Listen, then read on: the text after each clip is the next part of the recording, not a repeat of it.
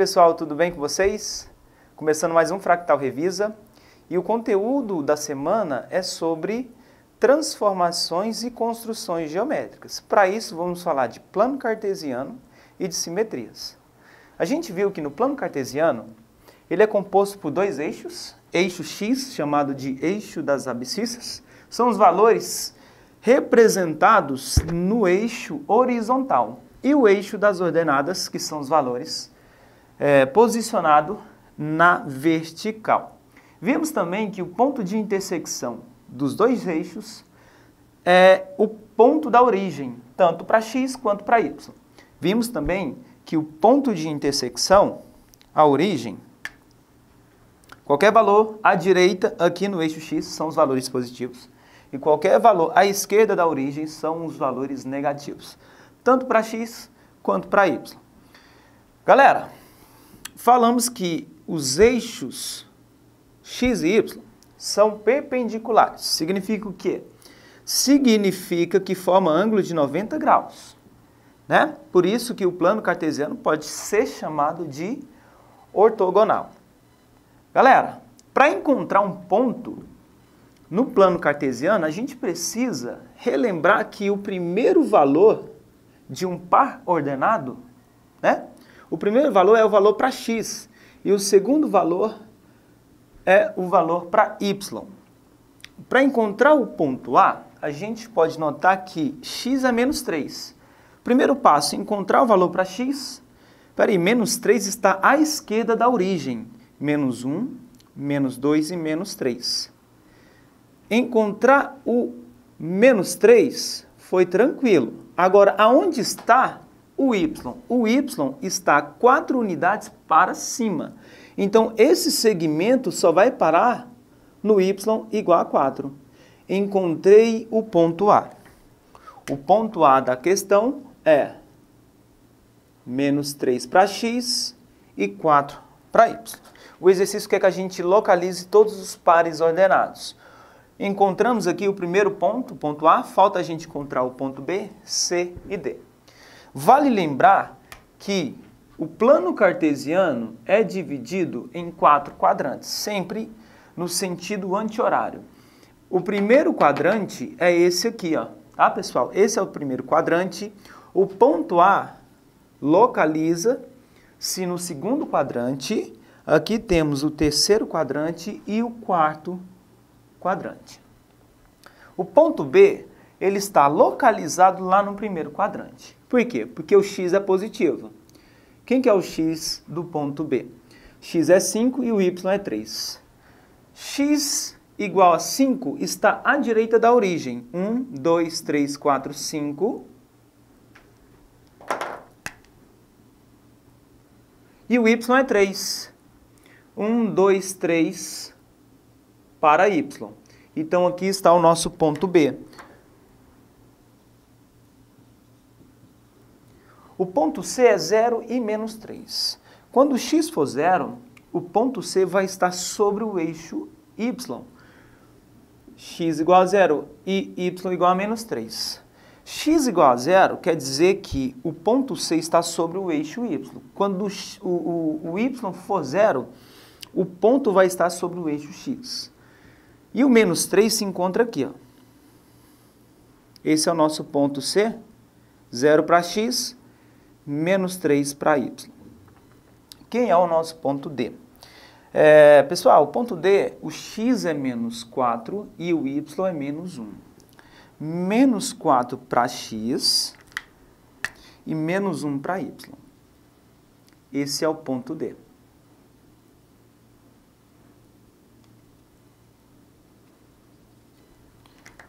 O exercício quer que a gente localize todos os pontos, né? Todos os pares ordenados. Além disso, ele quer que a gente determine os dois pontos simétricos ao ponto A e ao ponto D, em relação ao eixo x.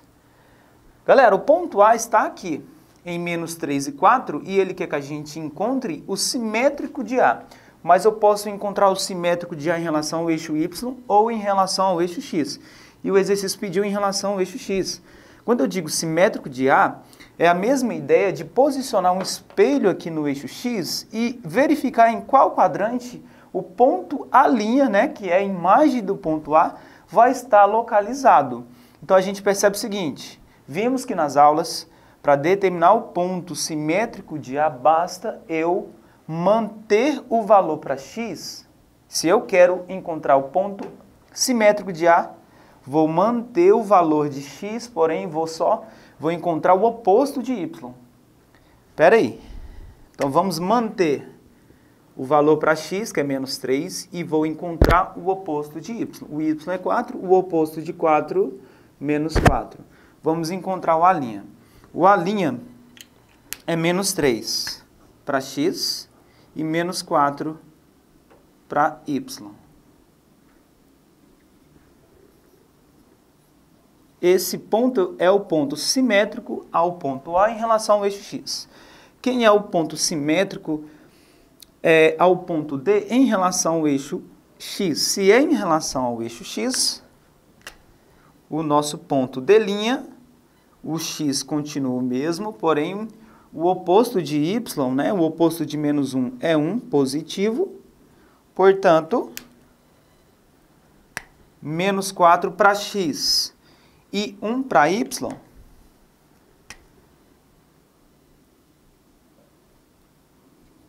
aqui está o nosso ponto D'. Beleza, pessoal? Encontramos aqui os pontos simétricos em relação ao vértice, ao ponto A e ao ponto D, né? Para a gente concluir aqui o plano cartesiano da questão 1, vale lembrar que no primeiro quadrante, qualquer ponto localizado aqui nesse quadrante, os valores são sempre positivos. Qualquer ponto localizado no segundo quadrante, os valores são negativo e positivo. No terceiro quadrante, os valores são negativo para X e negativo para Y. E no quarto quadrante, vale lembrar que o X é positivo e o Y é negativo. Questão 2 da sua lista de atividade. É verdade que os pontos N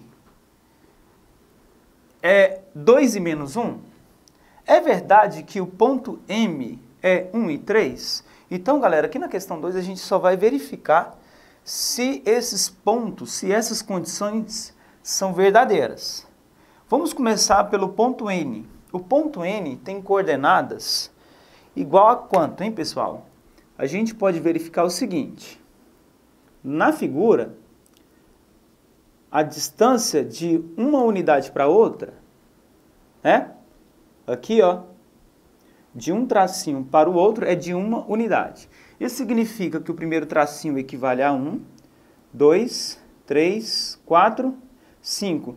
E os valores para y também distante de uma unidade. 1, 2, 3, 4. Aqui, à esquerda da origem, menos 1, menos 2, menos 3 e menos 4. Menos 1, menos 2, menos 3 e menos 4. Quais são as coordenadas do ponto N? 5 para x e 1 para y. É verdade que N é 2 e menos 1? Não, né, pessoal? Não é verdade. Então, eu vou dizer o quê? Que a sentença é falsa. Letra B. É verdade que M é 1 e 3? Tem coordenadas 1 e 3? Vamos ver. O M tem coordenadas menos 3 para x e 3 para y. Portanto, não é verdade que M é 1 e 3. Então, vamos lá, pessoal. Encontrando aqui as coordenadas do ponto T, menos 2 para x e menos 1 para y. É verdade que T é menos 2 e menos 1? Sim, é verdade. Então, essa sentença é verdadeira. Na letra D, ele quer saber se é verdade que as coordenadas do ponto Z é menos 1 e 2. menos 1 e 2, vamos ver, as coordenadas desse ponto é menos, na verdade, se está à direita da origem, é 2 positivo, e se está abaixo da origem, 2 negativo. Então, na letra D, a sentença é falsa. Beleza, pessoal? Galera, agora a gente vai falar sobre simetrias, simetria por translação, rotação e por reflexão. Pessoal, quando uma figura ou um objeto sofre uma transformação isométrica, vocês lembram que transformação isométrica são figuras ou objetos que sofrem apenas um deslocamento, sem alterar sua forma e sua dimensão, né? Suas dimensões. Então, quando a figura não sofre alteração na sua forma nem nas suas dimensões, as figuras são classificadas em transformações isométricas. E nas transformações isométricas, conhecemos 3 tipos de simetria. Simetria por reflexão, simetria por translação e simetria por rotação. Na simetria por reflexão, por meio de um eixo, se a figura original for esse triângulo, qual vai ser a figura simétrica a esse triângulo em relação a um eixo que está na vertical? O eixo Y. A figura simétrica em relação à figura 1 vai ser simétrica a ela por meio do eixo Y. Por quê? Primeiro, que se a gente posicionar, imaginar um espelho no eixo Y, podemos perceber que todos os pontos do triângulo 1 são os mesmos, porém simétricos em relação do triângulo 2. Isso quer dizer que o ponto A,